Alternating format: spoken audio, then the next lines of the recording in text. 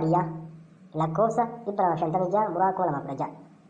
Labsii kaffaltii itti fayyadama lafa baadiyyaa fi gibira galii hojii qonnaa mootummaa naannoo Oromiyaa irra deebiin murteessuuf bahe lakkoofsa 255 muraa 2016. Kaffaltiin itti fayyadama lafa baadiyyaa fi gibira galii hojii qonnaa guddina dinagdee biyyaa fi naannichaa keessatti shora irraa eegamu akka bahu taasisuuf hanga kaffaltii qonnaan bulaa horsee bulaa fi galisi horsee bulaa labsii hojiirra tureen murtaa'ee ittiin hojjetamaa ture haala yeroo walii wal simsiisuun irra deebiin murteessuun barbaachisaa ta'e waan argameef qonnaan bulaan horsiisee bulaa fi galisi horsiisee bulaan teekinooloojii ammayyaatti fayyadamuun oomishaa fi oomishtummaan isaa dabalaa waan jiruuf oomisha qonnaa irraa galii argamuun kaffaltii itti fayyadama lafa baadiyyaa fi gibira galii hojii qonnaa wal madaalu kaffalchiisuun waan barbaachiseef.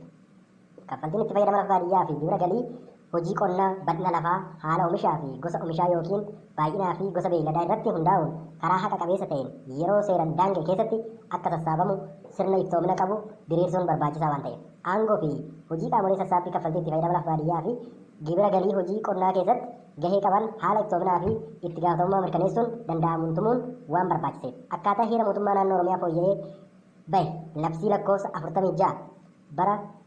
1994 keewwata 49 muraa 3tiin kan kalatti aanu labsameera. yuutuubii kan gara yuutuubitti yookaan sagaleetti kan jijjiiru yuutuub haqaafan katee kan jedhu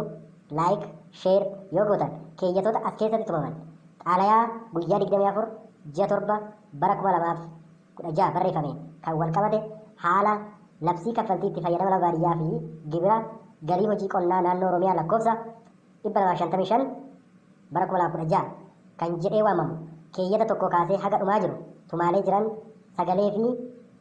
yuutuubii kanarraa ni argattu laayik sheer godhaa.